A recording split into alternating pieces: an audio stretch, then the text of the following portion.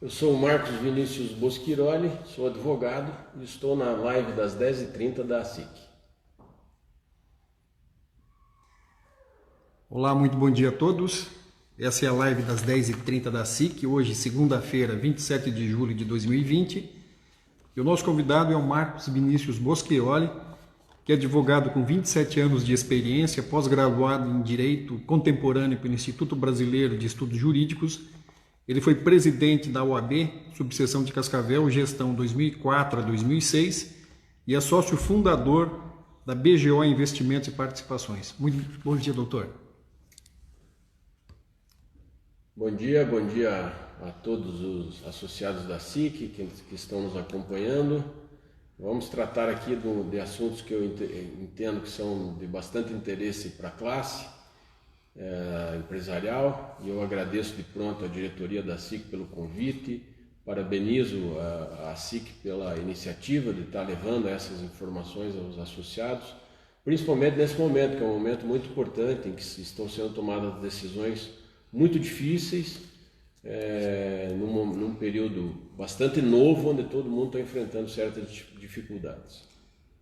Mais uma vez, em nome do presidente da SIC, Michel Lopes, do vice Genésio Pegorari, de toda a diretoria, agradeço a todos que nos acompanham e dizer que hoje nós estamos iniciando um processo novo aqui das nossas lives das 10h30, com a transmissão ao vivo em duas plataformas, iniciando, vimos fazendo há 90 dias pelo Instagram, a SIC Cascavel, e a partir de hoje também no Facebook.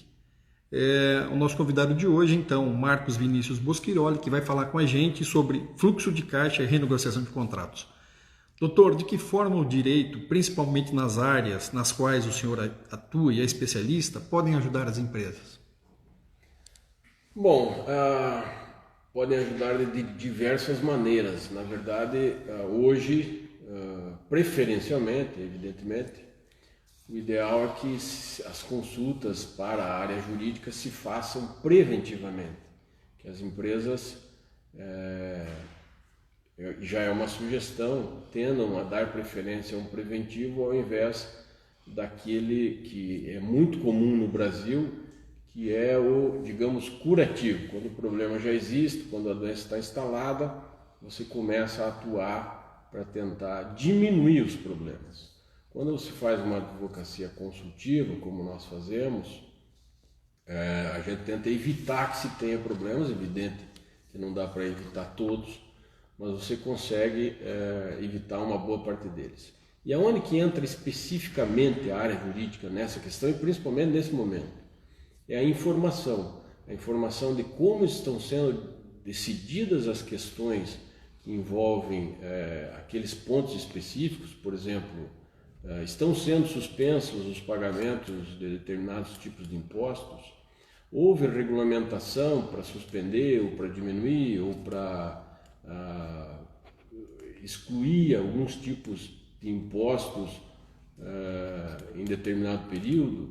Como que isso se procede? O que o empresário deve fazer para seguir? Ou ainda mais, nós estamos numa grave crise, e essa crise está trazendo uma crise econômica junto com ela. Que mecanismos eu tenho, sob o ponto de vista jurídico, que eu posso implementar de imediato na minha empresa que possa aliviar e aumentar o meu fluxo de caixa, ou por diminuição de despesas, ou mesmo por aumento de receitas. Então há uma série de informações que estão circulando, e os advogados têm essas informações, recebem mais rapidamente essas informações porque vivem isso no dia a dia, porque estão acompanhando os julgamentos que se dão nesse campo, e aí conseguem assessorar de uma maneira mais adequada os empresários. E também nas negociações, porque as negociações, apesar de, em tese, não ser uma questão eminentemente jurídica, o pano de fundo delas sempre é. Por quê? Porque a gente é capaz de dar informações, de dar subsídios de discussão para que essa negociação seja bem sucedida, como, por exemplo, contratos bancários. Uma coisa é você sentar na frente do gerente, tentar rediscutir teu contrato, sem nenhuma informação da validade das cláusulas impostas naquele contrato no momento da contratação. E outra coisa é você sentar sabendo que o judiciário julga determinadas cláusulas que estão ali de uma maneira ou de outra. Ou ainda mais, se você faz um cálculo com base no que o judiciário está julgando, você pode chegar com um número que é um número razoavelmente preciso de como aquela discussão seria resolvida no campo do judiciário. Então, há um leque bastante interessante, bastante grande, estou dizendo basicamente de dois campos aqui, tributário e bancário, mas isso se aplica para todos os contratos e se aplica para todas as outras realidades. Mas a orientação que fica é que se faça sempre de modo consultivo. Muito bem, essa é a live das 10h30 da SIC. Eu sou o Jean Paterno, jornalista da Associação Comercial. O nosso assunto de hoje, fluxo de caixa e renegociação de contratos. O nosso convidado é o advogado Marcos Vinícius Bosquiroli. Doutor, com essa situação adversa que nós estamos vivendo, principalmente no Brasil a partir de março, quais têm sido, na esfera jurídica, as principais demandas apresentadas? Bom, o que a gente tem sentido no dia a dia, que é o principal, é realmente no campo do fluxo de caixa. Está todo mundo preocupado em abrir espaço no seu fluxo de caixa. E aí, qual é a atuação mais forte? Renegociação de contratos, todos os tipos de contratos, e diminuição do pagamento de impostos. E aí já relato a vocês como isso tem se dado. No começo, grandes empresas, inclusive, começaram a demandar juridicamente, sob o argumento de que a pandemia trouxe dificuldades e que, portanto, não conseguiriam arcar com os impostos que antes vinham pagando normalmente, tentaram obter liminarmente decisões que suspendessem por um tempo esses recolhimentos. Às vezes discutiam um tipo específico de imposto, às vezes discutiam a totalidade deles. Começaram a sair liminares de juízes de primeiro grau, mas com o passar do tempo essas liminares começaram todas a cair em segundo grau. Os tribunais começaram a cassar, dizendo que isso não se justificava. Há uma tendência hoje, uma discussão que se utiliza para tentar escapar desse recolhimento, é justamente o fato de ser uma situação totalmente imprevista, que trouxe uma outra realidade. E apesar da gente saber que isso é exatamente dessa maneira, o judiciário não tem reconhecido assim, pelo menos por hora.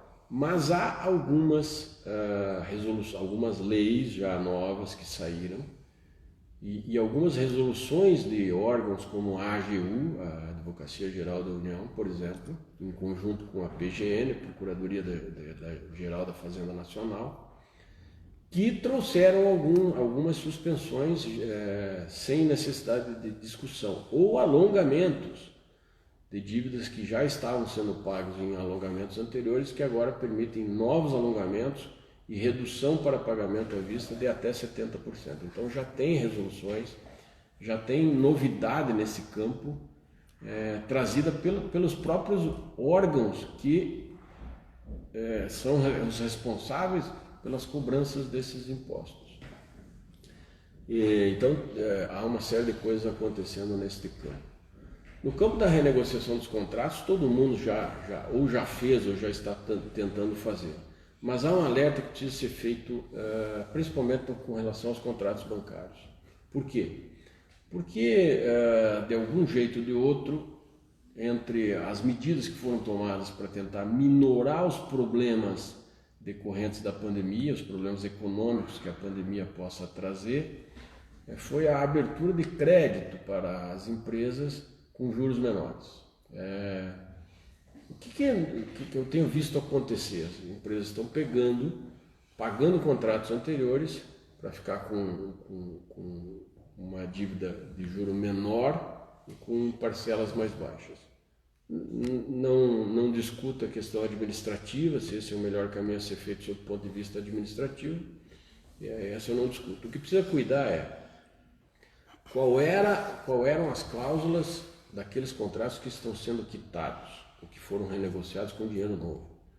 Eles ainda podem ser objetos de rediscussão.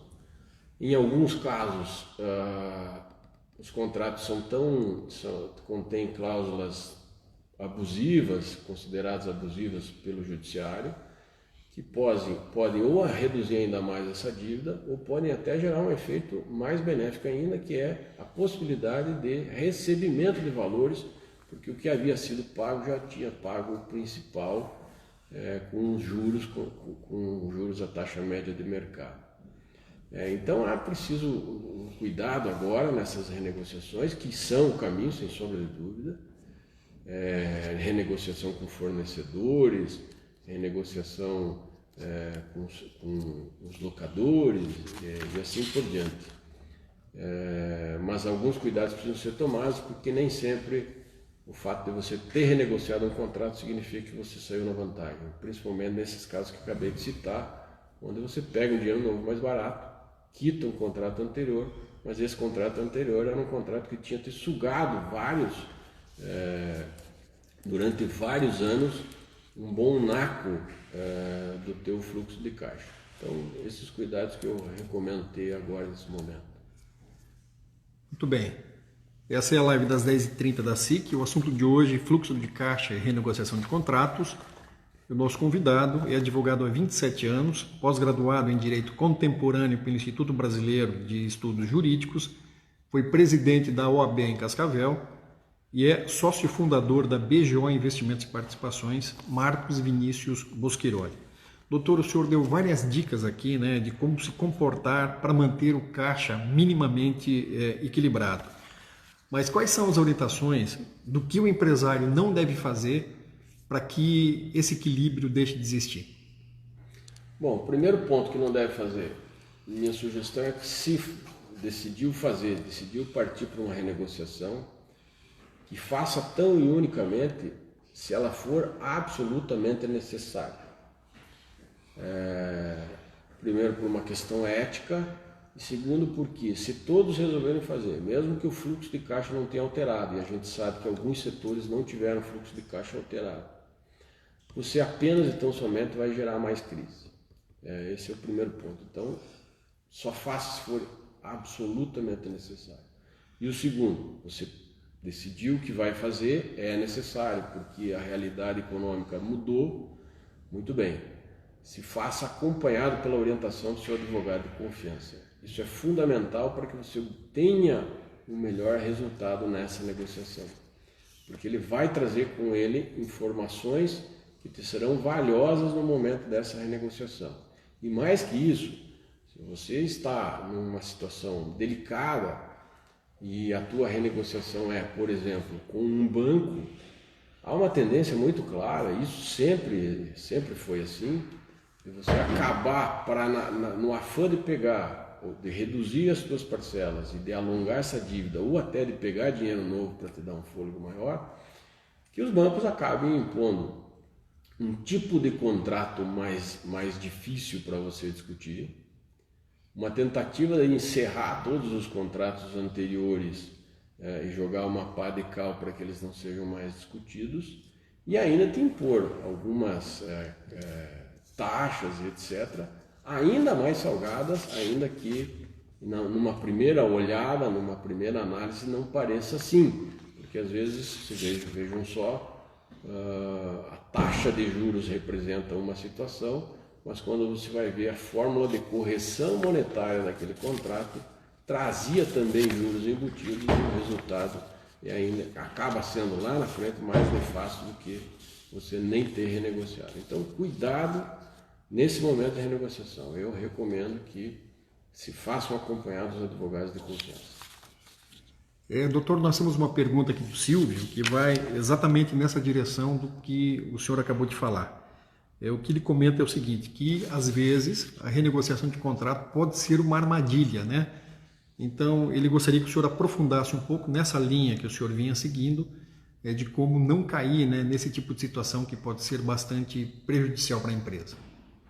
Exatamente. Os bancos têm lá, às vezes, você se utilizou do contrato de financiamento ou acabou usando o crédito que você tinha em conta corrente, aquilo gerando juros bastante salgados, vamos dizer assim, para não dizer abusivos em alguns casos, e aí eu já antecipo o que tem sido considerado abusivo pelo judiciário. Abusivo é aquele que está no mínimo 1,5 vezes superior à taxa média de mercado. Isso o judiciário tem coibido sistematicamente numa jurisprudência bastante firme. Aí você chega lá para renegociar e eles te apresentam, via de regra, um contrato que chama cédula de crédito bancário. É um contrato muito mais amarrado, muito mais difícil de se discutir. Trazem todos os outros contratos para dentro deste contrato e criam uma nova realidade. Isso não impede de discutir os contratos anteriores, mas vai te criar uma dificuldade ali na frente. Muitas vezes, como eu acabei de dizer, você não percebe que às vezes a taxa de juros apresentada é uma taxa menor que a anterior, mas há um problema para a inadimplência, prevendo uma majoração não da taxa em si, mas de incorporar uma série de penalizações pelo teu atraso, pelo inadimplemento, e mais, às vezes vem embutido na fórmula de correção monetária utilizada pelo banco, um sistema que na verdade está escondendo uma taxa de juros ali, que é bem conhecida, que a jurisprudência tem se mostrado bastante forte também em coibir. Mas estes poréns é que precisam ser observados, que o Silvio tem razão. Há algumas renegociações que são piores do que os contratos anteriores. Não parece no momento que você está fazendo. Tem que ter muito cuidado nisso.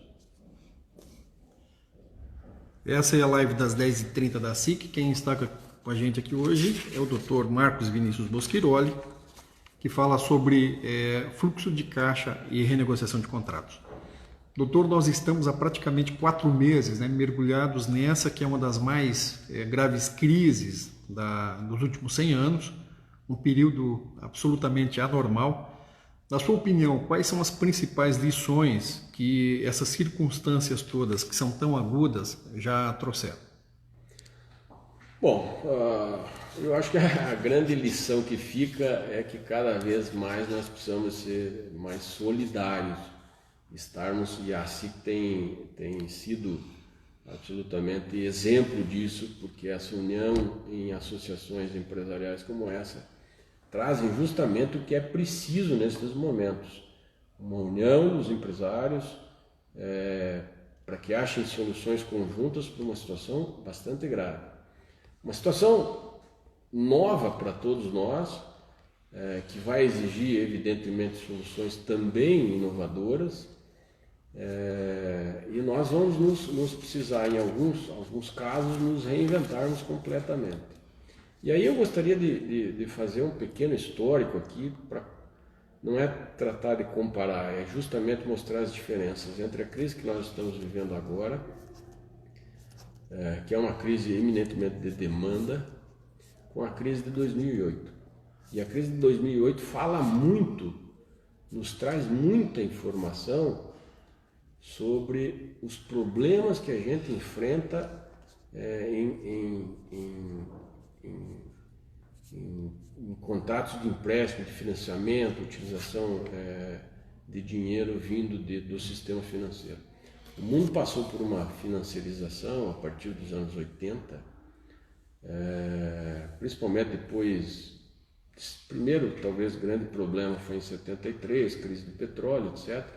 Mas veja que a partir de 80 começou a haver uma pressão extremada dos bancos para que as transações internacionais, principalmente, fossem menos reguladas, que o dinheiro pudesse circular livremente. Isso trouxe, evidentemente, benefícios, porque nos permitiu às empresas, de um modo geral, captarem esses dinheiros,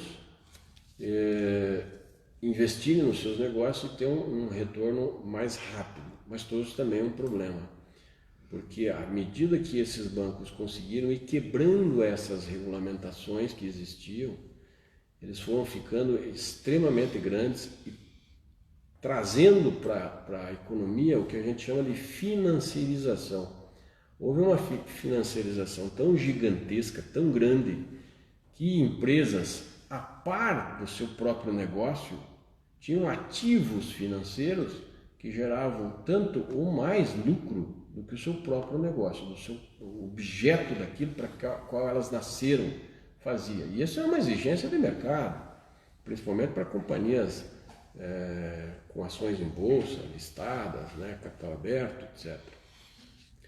Muito bem, chegou em 2008 no auge disso. A crise de 2008 é uma crise absolutamente e unicamente financeira. Eram tantas situações postas, sob o ponto de vista financeiro, que um problema ocorrido no abriu-se ali, então, que todo mundo, de alguma maneira, estava vivendo de uma circunstância financeira. Isso ainda traz efeitos maléficos, porque nós, evidentemente, que não vamos conseguir nos livrar de uma financiarização, mas talvez essa crise atual faça todos pararem para pensar que o principal para cada empresa é fazer bem o seu negócio e evitar uma financiarização exacerbada, exagerada, justamente para escapar dessas armadilhas que ao mesmo tempo ela traz. Talvez esse seja o grande resultado dessa crise e talvez o grande exemplo que nos sirva aqui seja exatamente a China, porque enquanto o mundo passou por um processo de financiarização gigantesco, a China investia em produzir e investir nas empresas especificamente, sem transformar transformar os bancos chineses nas suas grandes empresas. O que eles fizeram foi transformar efetivamente o setor produtivo como o grande motor de propulsão da sua economia.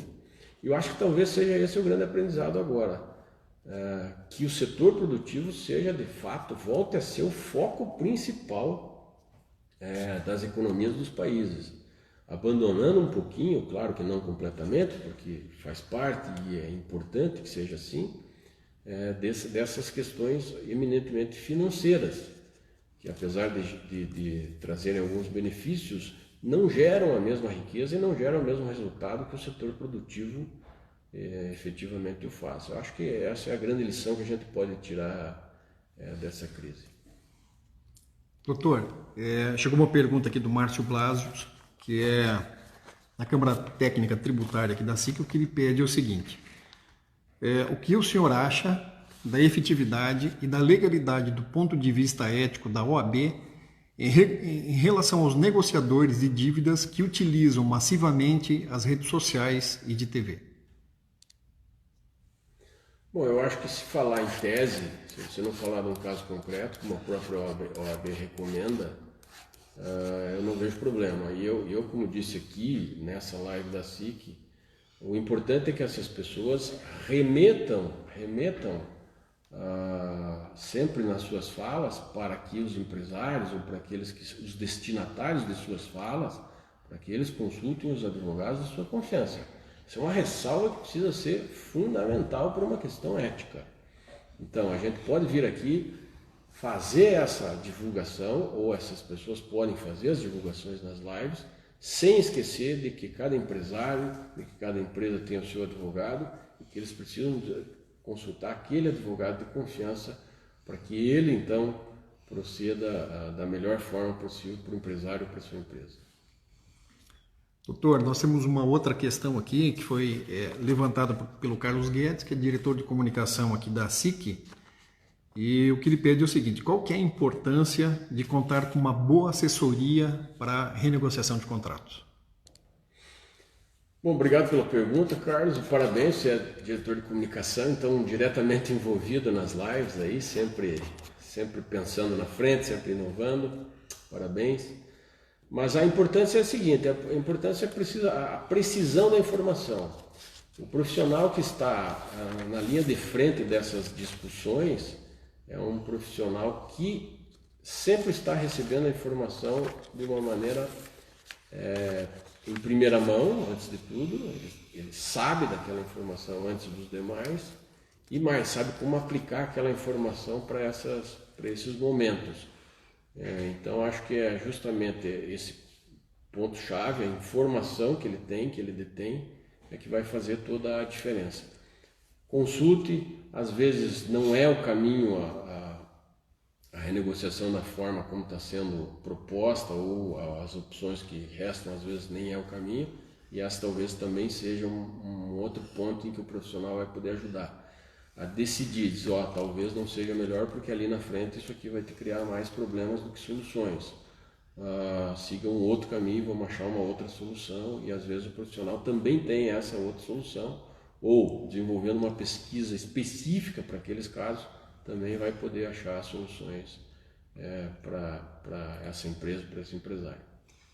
Fluxo de caixas e renegociação de contratos é o assunto da live das 10h30 de hoje, segunda-feira, 27 de julho.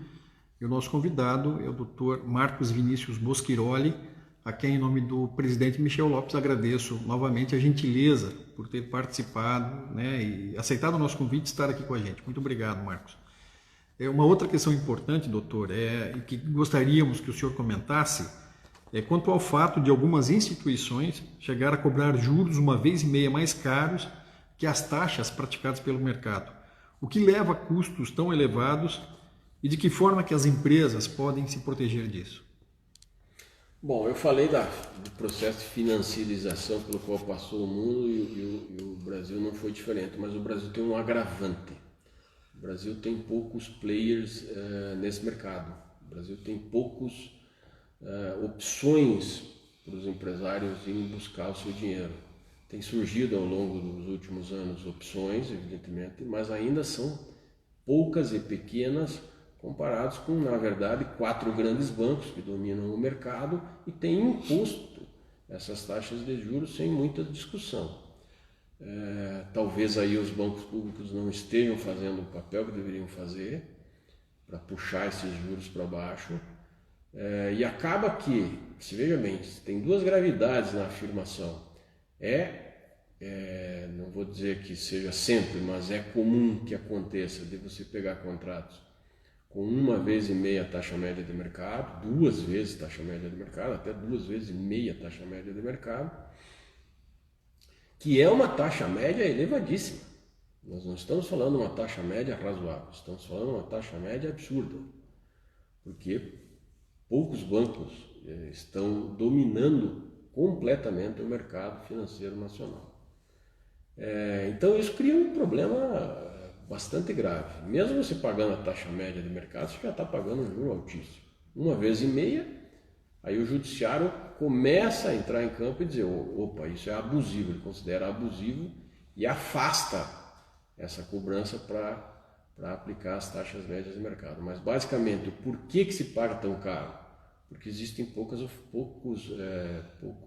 bancos que têm essa oferta para as pessoas captarem dinheiro.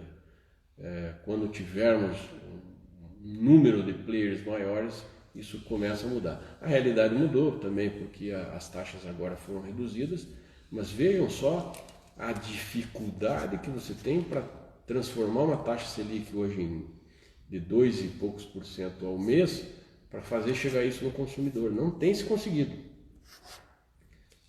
porque os bancos analisam o risco, diferente de outros países. Por exemplo, os bancos aqui são bancos múltiplos, né? Eles são os bancos que você tem conta corrente, são os mesmos bancos que estão fazendo oferta de financiamento para investimento na tua empresa, são os mesmos bancos que fazem as ofertas de empréstimo para o teu capital de giro, etc. Você vai, por exemplo, vamos pegar um exemplo americano, que é onde a financiarização nasceu e se expandiu. Lá tem bancos específicos, bancos de investimento. Por que bancos de investimento? Porque lá é diferente daqui. Lá você apresenta um plano de negócio e o banco vira teu parceiro naquele negócio. Ele não exige de você, ele corre riscos com você no teu negócio. Aqui, ele exige uma série de garantias para te fornecer o crédito, ele cobra uma taxa alta porque ele vê o mercado como um mercado que tem uma inadimplência alta, e não corre risco nenhum no teu negócio. Você pega o dinheiro só se você tem garantia. Isso já é um fato que faz o crédito circular muito pouco, porque pouca gente tem essas garantias para dar. E os bancos não querem correr riscos nenhum. Então isso transforma o mercado financeiro nacional um mercado altamente fechado, com poucos players, e que faz pouco uso desse crédito. E um crédito absurdamente caro. Então é uma realidade que precisa ser mudada com modelos macroeconômicos diferentes. Muito bem.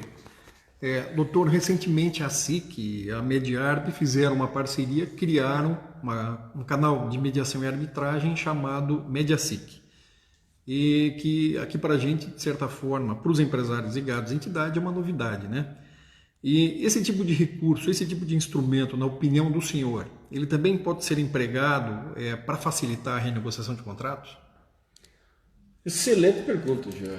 Pode e deve. Acho que é caminho sim, porque necessariamente vão passar por isso. Em situações mais graves, eu acho que alguns empresários vão ter que chamar todos os seus credores para a mesa, renegociar todas as suas dívidas para poder continuar sobrevivendo no mercado.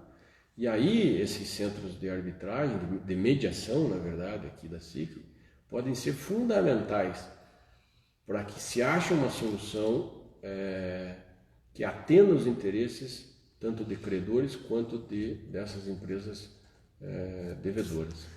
Por quê? Porque a SIC traz consigo a sua imparcialidade nessa mediação e traz a visão dos dois lados da situação, que pode permitir uma situação mais confortável, porque essa é uma situação absolutamente tensa para os dois lados, não só para quem está com dívidas, para quem tem contratos que estão drenando os recursos do fluxo de caixa no dia a dia, que está enxergando um problema ali na frente, como também para aqueles que recebem, porque se você deixa de pagar alguém, ou diminui o valor de um contrato com alguém, você também gera um problema de fluxo de caixa para frente. E às vezes tem empresários maiores e tal, que têm uma série ou de fornecedores, ou de contratos com bancos, etc, etc, e que vão ter que sentar na mesa com todos esses credores e talvez até, em casos mais extremos, levar para uma recuperação extrajudicial, não a recuperação judicial, mas uma recuperação tentar primeiro a recuperação extrajudicial. E acho que nesse campo aqui a SIC pode ser fundamental, pode ser uma parceira, um aliado de ambas as partes para solucionar esses conflitos e fazer com que a crise econômica local seja muito menor do que se anuncia. Doutor, uma outra questão importante que chega vai exatamente na linha do que o senhor estava expondo agora. Se existe um momento certo para que a empresa decida, né, quando buscar a renegociação e se ela não optar por esse recurso, que tipo de riscos ela está sujeita? O que pode acontecer com a empresa? Bom, como a gente disse antes, nem sempre a renegociação é o caminho, mas se opta pela renegociação, é preciso um cuidado efetivo, muito detalhado, no momento da renegociação, para que você também não descumpra aquilo que foi renegociado, e aí gerando um problema maior ainda. Ou não caia na situação de voltar para uma situação anterior, que já tinha conseguido ser superada, em contratos, por exemplo, que trazem, se esse contrato for descumprido, então volta para a situação anterior. Procurar evitar isso, porque se esse descumprimento fazer voltar para a situação anterior, você tem um problema ainda maior, você tentou uma renegociação que não se conseguiu. O que precisa ser evitado é justamente isso, que a decisão seja assodada, que seja uma decisão desesperada, que não seja assim, é preciso ser uma decisão pensada e é preciso ser uma decisão tomada com muita informação e com assessoramento tanto da área jurídica, da área contábil e da área administrativa de cada empresário. Doutor, chegou uma pergunta aqui do Benedito Tuponi, a quem eu agradeço a audiência. Muito obrigado, Benedito. E o que ele pede é o seguinte: Se o senhor acha justa a anistia fiscal, considerando que boa parte do empresariado cumpriu com a sua obrigação? Bom, Tuponi, primeiro lá atrás eu disse que talvez essa pandemia nos traga o aprendizado da solidariedade. Ninguém melhor que o Tuponi aparecer aqui para dizer que isso é a prova viva de que a solidariedade é o caminho, porque o Tuponi é um exemplo nesse campo. Então, obrigado pela pergunta, Tuponi. Nem sempre as decisões tomadas são as mais justas. Claro que não é justo para quem pagou, para quem levou a sério, mas também é o seguinte, precisamos levar em conta que as pessoas não deixam de pagar imposto, pelo menos a sua imensa maioria, porque querem, não deixam de pagar tributos porque querem, elas deixam porque a situação se agrava ou porque erraram aqui e ali e acabaram caindo nessa situação. Então, acho que nós estamos mais no campo de um mal menor do que numa questão de justiça. Justo não é, quem pagou sempre se sente lesado, sempre se sente enganado, na verdade. Agora, poderíamos levar adiante essas renegociações constantes, eventuais perdões de dívida não gera mais inadimplência no futuro. Essa é uma discussão que cabe sim, que é preciso ser levantada e que precisa ser debatida. Talvez não nesse momento, porque é um momento de socorro completo. É preciso que se ajude da maneira que se puder, mas acho que essa discussão precisa ser travada, assim, vamos dizer assim, num momento mais normal. Doutor Marcos, uma outra pergunta que chega é a seguinte: qual que é o percentual de sucesso, né, das renegociações de contratos? Bom, tem sido bastante alto. Eu não sei dizer, assim, não vou dizer um número porque eu estaria mentindo, mas tem sido bastante alto. As pessoas têm entendido, os credores têm entendido na sua imensa maioria. Evidente que tem alguns credores que também são devedores de outras questões e que também estão enfrentando as dificuldades e não conseguem ceder. Não é uma questão aqui unicamente dizer, não, serei solidário mesmo que isso traga consequências ruins para mim. Não, a pessoa precisa pensar. Mas, assim, tem sido bastante interessante como tem se conseguido reduzir ou se alongar alguns tipos de dívida com renegociações. Acho que nós tivemos poucos, mas no campo das locações houve redução temporária. As pessoas dizem, não, eu reduzo o aluguel até final do ano, eu vou suspender o pagamento por 3 meses, depois você volta a pagar e acrescemos os valores que não foram pagos lá para frente. Então há diversos tipos de renegociação. Tem-se conseguido obter renegociações bastante interessantes. Essa é a live das 10h30 da SIC. O nosso convidado de hoje é o advogado Marcos Vinícius Mosquiroli. Doutor, aproveitando o senhor como um profundo conhecedor do direito, abrir um pouquinho o leque agora para algumas questões nacionais. O senhor responde o que achar que pode e o que achar que deve responder. Sobre, primeiramente, as questões ligadas ao STF. Muitos dizem que ele está, de certa forma, indo além do que realmente lhe compete, do que ele deveria, principalmente no que tange a questão do equilíbrio, né, entre as instituições. Qual que é a sua opinião a respeito disso? Bom, não é só no Brasil que o STF é discussão nesse tema. E eu vou usar aqui um aprendizado que eu tive com um ministro da Suprema Corte americana, num curso que eu fiz. Ele dizia assim, olha, eu recebo muita crítica quando eu tomo uma decisão para isso ou para aquilo. Mas quando eu vou ler a crítica, eu simplesmente não dou bola para ela, porque, em regra, as pessoas têm a tendência de analisar o resultado e não os fundamentos. Então, assim, para criticar o STF, acho válido, eu mesmo tenho sérias críticas ao STF, mas é preciso que nós analisemos os fundamentos das decisões para fazer isso.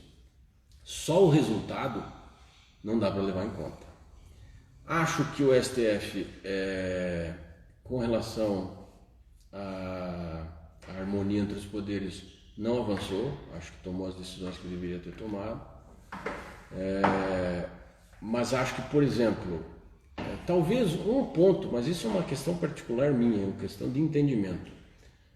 Quando impediu que o Ramagem fosse nomeado ministro, se não estou enganado, o diretor da Polícia Federal, acho que ela avançou o sinal. Acho que isso é um poder discricionário do presidente e ele poderia tê-lo feito da maneira que achasse melhor. E agora, nessas questões das fake news, tirando contas do ar, também acho que não foi bem, porque acho que há como punir de outra maneira que não interferir nessa possibilidade das pessoas estarem expondo as opiniões que têm nas redes que melhor lhes aprouver. Acho que não é o caminho, acho que é um caminho extremamente radical nesse ponto e acho que existem outras punições para quem avança o sinal, tanto nas redes sociais como em órgãos de imprensa, para fake news ou para ofensas, temos outros caminhos. E vou citar um exemplo textual aqui, a Roberto Jefferson, por exemplo. O que ele posta nas redes sociais dele é um disparate. Mas isso deveria levar à suspensão de suas contas? Não acho.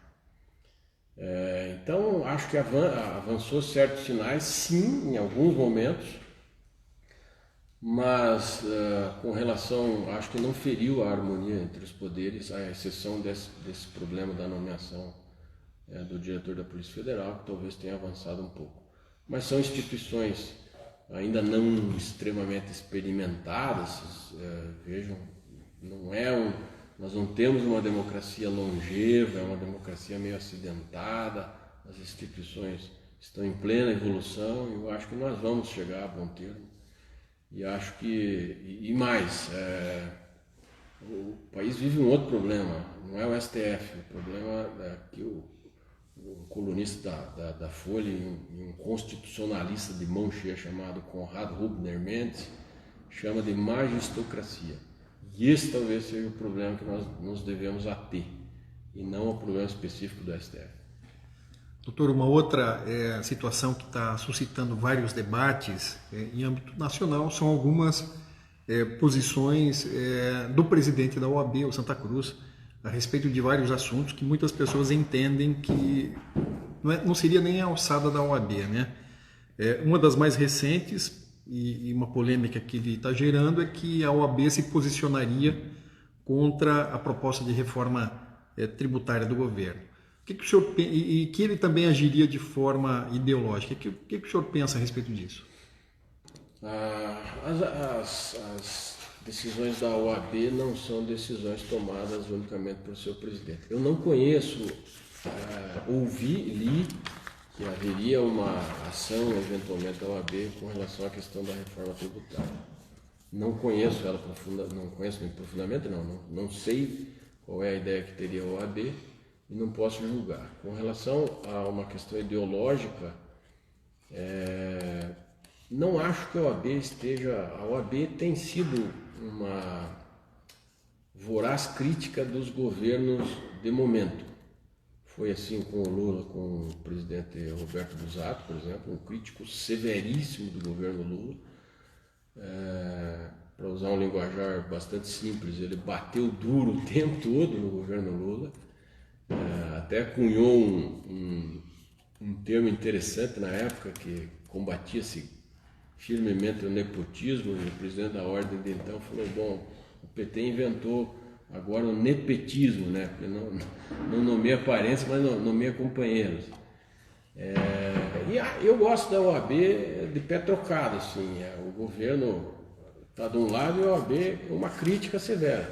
Não usando de pano de fundo ou de argumento principal a questão ideológica, mas porque eu acho que temos que ter sim essas críticas e é desse embate que pode sair soluções mais adequadas. Nunca parei para pensar se ela avançou o sinal na questão ideológica, tenho a impressão que não, e essa questão tributária eu vou deixar de responder porque eu não conheço. Agora, digo uma coisa, realmente me surpreendeu ter uma iniciativa de criticar a reforma tributária. Não conheço a iniciativa da Ordem nesse sentido, não posso criticá-la, apenas fiquei surpreso. Doutor, tem mais uma pergunta aqui do Tuponi, que ele pede o seguinte: o senhor entende que uma decisão monocrática de um ministro do STF representa o pensar do STF como um todo? Agora nós chegamos num ponto que interessa. Essa é uma crítica válida. É impressionante. O STF não é uma corte. Eles são 11 juízes. E aí o Tuponi foi no ponto. Que tem agora por hábito tomar decisões monocráticas, ao invés de tomar a iniciativa de costurar uma decisão. Você precisa ir para um plenário, numa corte séria, você precisa ir para o plenário com uma decisão mais ou menos costurada. Agora você chega lá e às vezes você vê 11 opiniões completamente díspares e diferentes. Que segurança jurídica isso traz para todos os empresários, todas as pessoas do país afora? Nenhuma. São 11 ilhas. Conrado Rubner Mendes usa exatamente isso. São 11 ilhas que não se comunicam, que não se falam. E existem estudos já, talvez não, demonstrando que a TV Justiça agravou esse problema. Porque passou a ser um desfile de egos em cada julgamento, cada um querendo ter uma opinião mais importante que a do seu colega, sem as costuras necessárias, como é feito na Suprema Corte Americana. A Suprema Corte Americana, quando tem uma decisão importante que vai ter lá severas consequências, não pensem que eles vão ao plenário e vão expor cada um a sua ideia lá no plenário. Eles chegam no plenário com uma ideia pré-concebida. Eles chegam já tendo discutido internamente quais são as consequências e como e por que cada um vai fazer o que vai fazer no plenário. Então, são questões bastante diferentes. É evidente que a história da Suprema Corte Americana é muito mais longa do que a nossa, eles têm uma vivência maior. Agora, esse é um ponto da magistocracia que o Conrado Rubner Mendes fala, que é preciso nós combatermos severamente. É preciso parar com essa mania horrorosa de decisões monocráticas. O plenário precisa ser mais forte do que um juiz. Muito bem, ele é advogado com 17 anos de experiência, pós-graduado em Direito Contemporâneo pelo Instituto Brasileiro de Estudos Jurídicos, foi presidente da OAB Subseção de Cascavel de 2004 a 2006 e é sócio fundador da BGO Investimentos e Participações. Marcos Vinícius Bosquiroli foi o convidado da live das 10h30 desta segunda-feira, 27 de julho de 2020, a quem novamente, em nome do presidente da SIC, Michel Lopes, do vice Genésio Pegoraro, eu agradeço. Ok, eu que agradeço. Eu gostaria só de... lembrei de um fato interessante para falar dessa questão das decisões monocráticas. Teve um momento em que dizia que precisava um soldado e um cabo para fechar o STF. E recentemente eu li também num texto do Conrado Rubner Mendes que não precisa isso, precisa um ministro. Porque o ministro, com essa mania de decidir monocraticamente, ele decide e segura o processo e pronto, o STF já não consegue mais avaliar. Ou ele é nomeado relator, segura o processo, também ninguém consegue avaliar. Então, não precisa mais do que um soldado e um cabo, precisa um ministro do próprio STF para fechar o STF. Você veja como é ruim esse negócio de decisão monocrática ou de juiz pensar por si só. Eu que agradeço a SIC, agradeço você, Jean, agradeço a todos vocês que ficaram até agora aí nos ouvindo, espero que tenha sido útil. Parabéns ao presidente Michel por essa iniciativa, por toda a diretoria, e que prossigam com isso, porque é um ambiente democrático e de muita informação preciosa aqui. Parabéns e muito obrigado. Obrigado, Dr. Marcos, obrigado a todos que nos acompanharam e até a próxima.